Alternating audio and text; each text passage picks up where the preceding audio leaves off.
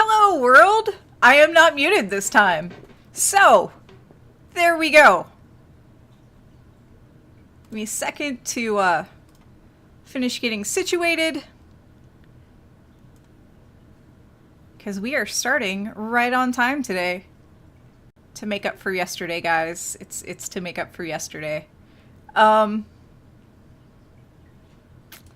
Okay, so.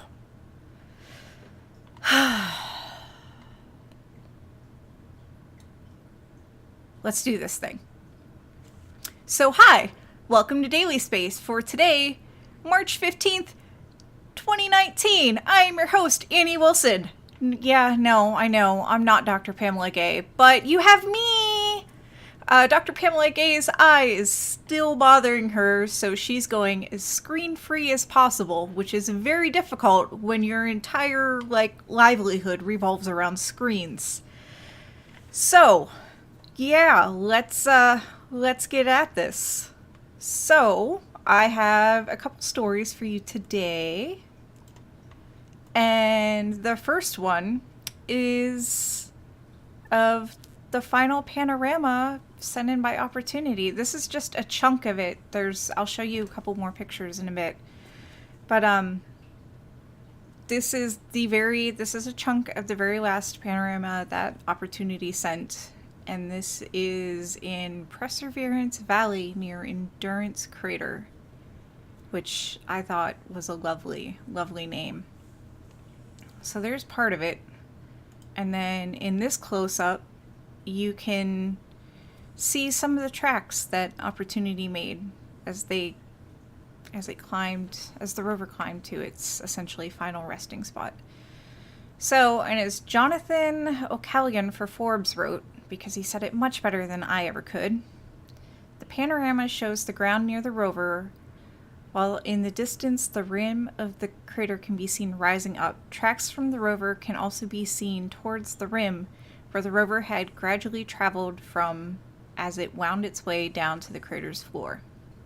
So, yeah, there's that. There's that. And here's the whole panorama. And for those of you that want to check out the whole panorama, I'm pasting the link for you in chat. Well, I thought I was pasting the link for you in chat. Give me a second. Google is doing all of its weird things when you add. So let me just try copying.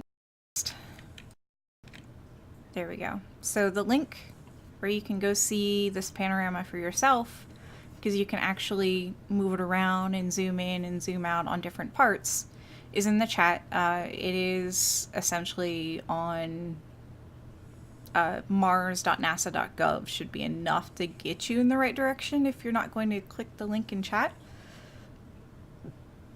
And it's hard to see, but in the lower left, you can see some gray images.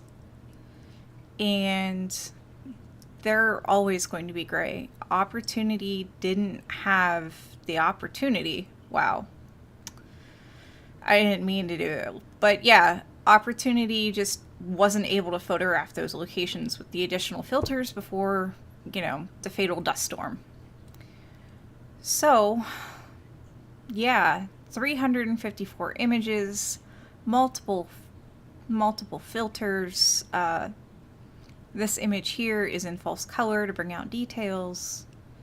So, but yeah, it's amazing we were able to get everything we could.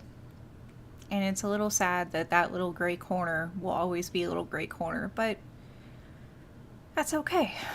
That's okay. So, on to more positive things, because Opportunity is still very depressing. On to more positive things. This is not a blue hairy spider. This is a false color image of dust devil trails on the crest of a ridge on Mars. The false coloring allows us to see more detail. So, just to be clear, so everybody understands, Mars isn't blue like this. we just changed the colors so we could see all of the details of all of the Dust Devil trails. So you can see some wispy bits here and there, and then you can see what looks like more solid, and that's essentially just all the trails coming together. The data was captured by Europe's ExoMars Trace Gas Orbiter, also known as TGO, Tango Golf Oscar, which is managed by both the European Space Agency and Roscosmos. The primary mission of this craft is to look for trace gases like methane, which will allow scientists to determine if Mars was or is able to support life. As a cool side effect, the TGO also has a pretty awesome camera called Surface Image System. I wrote Surface Imagine System, but I'm pretty sure it's Surface Image System, which is what captured this image. The camera is really high def. It can take pictures in 3D. The pictures that are out there with this are pretty amazing.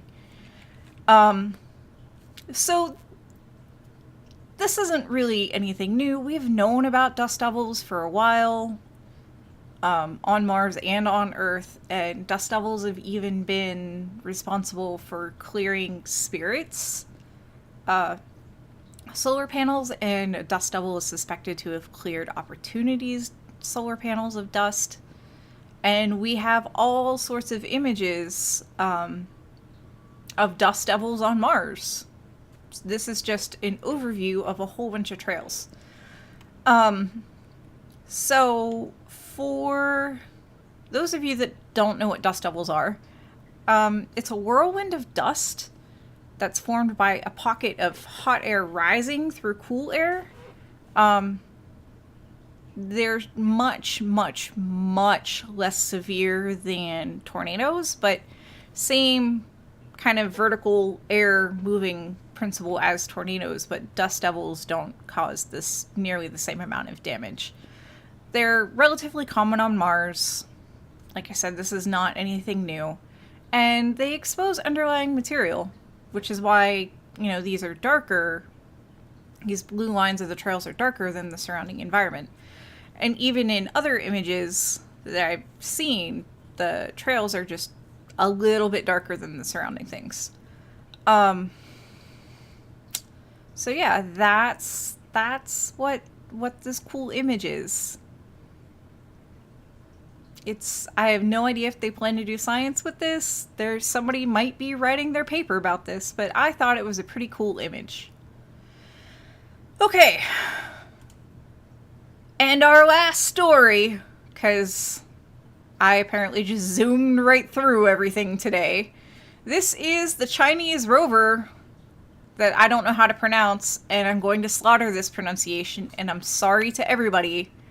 U-22 for the Chang'e 4 mission. Both the lander and the rover, first of all, they're okay.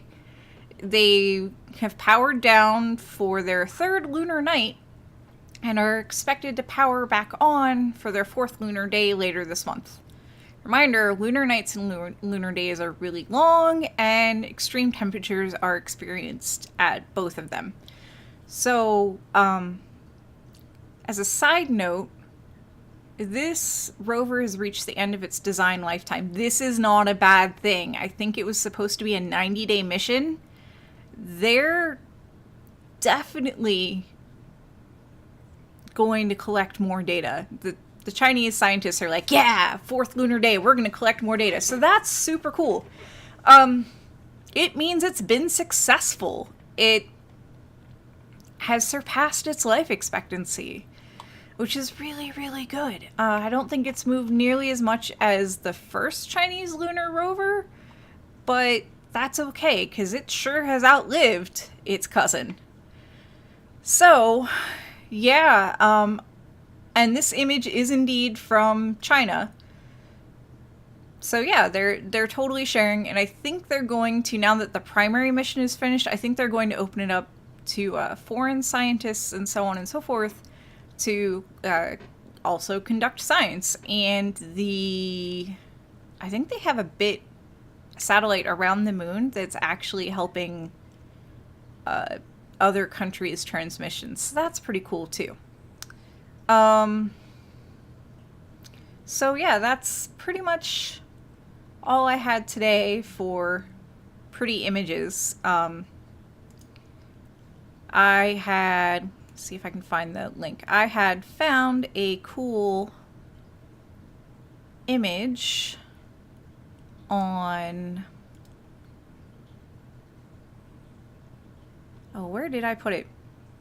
I found a cool story, but it was really image heavy, and I wasn't really entirely too sure how I'd cover that.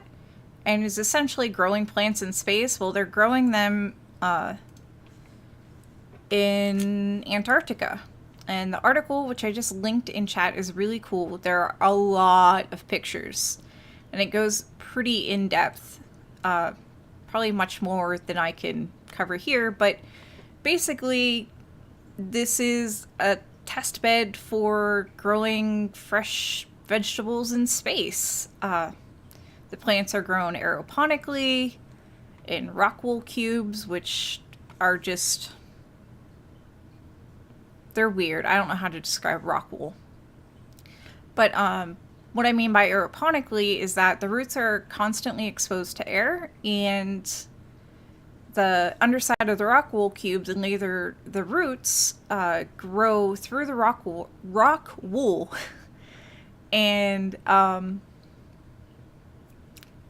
are occasionally spritzed with water and nutrients. So yeah, it's been pretty cool.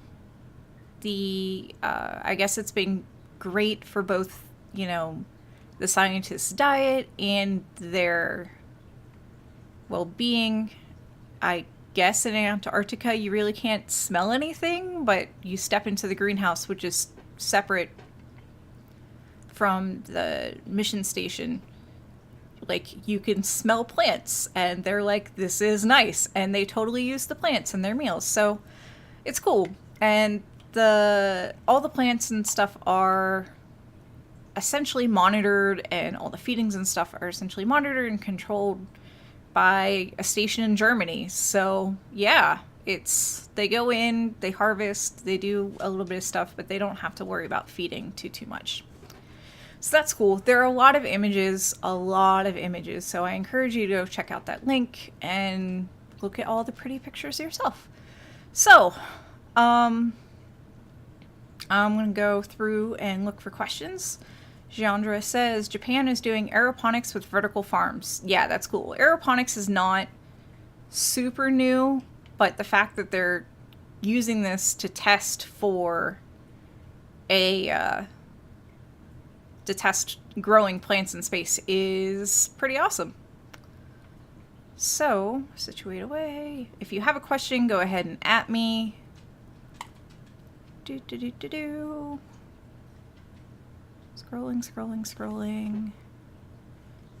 Nobody has questions today? Really? ISS feed is probably 99.9% airlifted this year. Larry Weird and Proud asks, is aeroponics adaptable to zero-G? Yes. The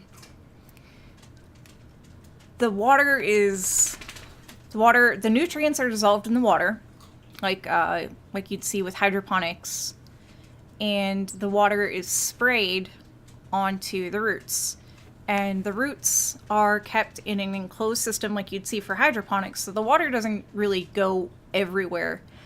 And this crew in Antarctica is dipping the top of the rock wool cubes in something that they call cheese wax, which I don't know what that is, but it's to prevent algae growth. And I imagine it also keeps the moisture from the tops of the rock wool cubes escaping. All right, Susie asks, what launches are this weekend and when is the spacewalk? There's no launches Saturday. The launch on Saturday slipped to, I just had it too. Let me pull up something with all the infos. I know that the launch on Saturday slipped So now we have the next launch is still later today. And that's at just before 7 p.m. ULA will probably start coverage 20 to 30 minutes before, so I'm going to assume around 6:30 or earlier they'll start coverage, which means I should be on no later than 6. And these times are all Eastern time. I don't remember, I think it may have been Prisma that was scheduled to launch this weekend, but they pushed that back from Saturday the 16th to March 21st. So, yeah, we went from having 3 launches in one day to 3 launches in 1 week to 2 launches in a week. So, yeah.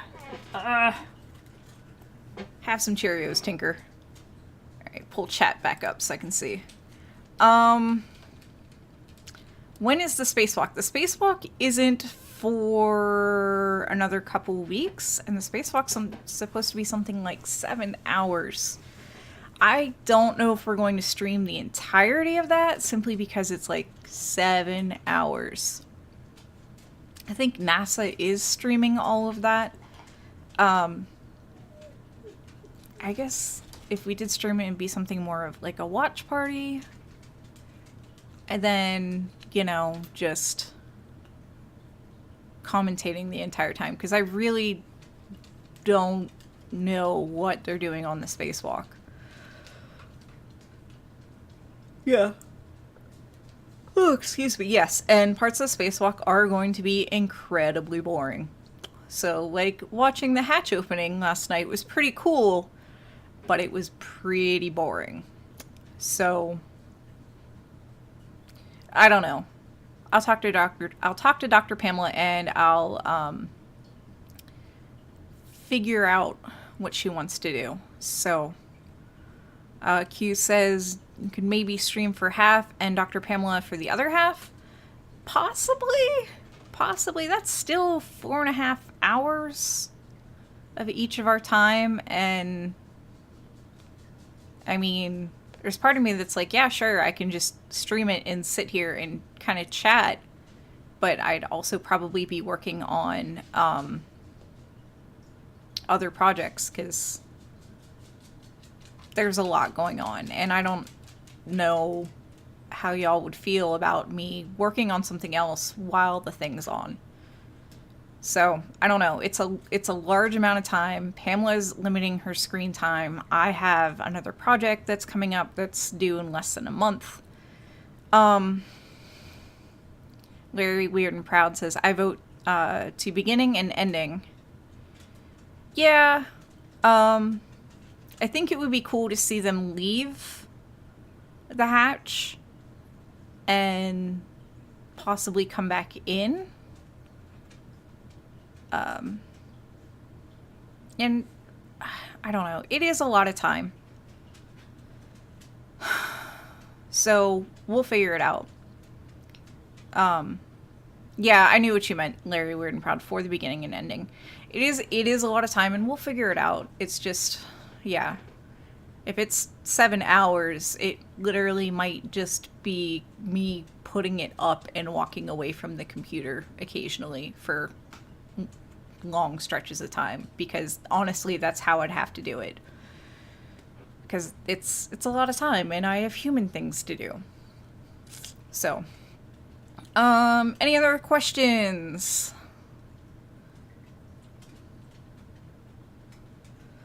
Yeah. Paranor says, real life gets in the way, dang it. Yeah, like, they start whacking the station with a knife again, you need to do some emergency coverage. That's why, I mean, I could just leave it streaming the entire time and just not constantly be in my seat. We'll see. By then, I should have my new desk and my new chair set up. So, I don't... Maybe I could build Legos while this is happening. And just have a split screen. I don't know. Building Legos sounds like fun, though. Ay. Lego, Astroneer. something. Or we watch NASA TV. Yeah. Yeah. We'll figure it out. It's cool, but that's definitely a day's worth of work for an astronaut, and essentially a day's worth of work just sitting and broadcasting it. So, I don't know. Anyways, have some Cheerios, dogs. Urgh. So, for those of you that missed it, Dr. Pamela's eye is still bothering her, and that's why I did Daily Space today, which went way faster than I expected, but, you know, it happens. Not entirely too sure when she's going to be back to streaming, so you might be seeing more of me for a little while. I know I'm for sure streaming later tonight for the lunch, and my normal stream on Sunday. So yeah, you guys might be seeing a lot of me while she recovers. If you find any space news that you think I should cover, send it to me in a private message in Discord, because sometimes finding these stories is a little tricky. Guido asks, is she going to do Astronomy Cast today? That is a very good question. My answer is going to be hopefully. Oh no. Okay. My internet's fine. My answer is going to be hopefully.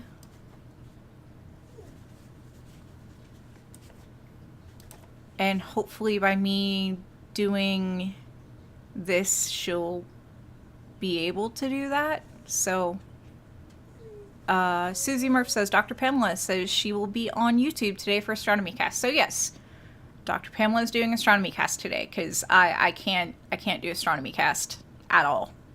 That's nope. She confirmed a few minutes ago. Awesome. So yeah, we have news on that front. All right. Yes, I know. I hear you whining, Tinker. So this is the last call for questions. My internet's a little unstable today because of the wind. So as much as I would love to hang out with all of you guys, I'm afraid the internet's just going to fall out. Like, terribly. So, while I wait for any more questions that you have, do the station identification! Daily Space is a part of CosmoQuest, and we stream Sundays through Fridays at 1 p.m. Monday through Friday is Daily Space, this, where you get space news. Sundays is myself, Annie Wilson, colorizing telescope data. We work in collaboration with PSI, that's Planetary Science Institute. Planetary Space? Planetary Science. Oh, geez. Planetary Science. Thank you, Paranor. Oh my goodness. Yes, we work in... Yes, we're in association with PSI and work with Youngstown State University here in very windy Youngstown, Ohio. We are brought to you by you guys. Thank you again for all of your support. Your bits, your subs, your merch purchases, your donations go to keeping us running. So yeah, thank you all for being really freaking awesome. And if you can't afford to donate bits, merch, whatever, that's okay.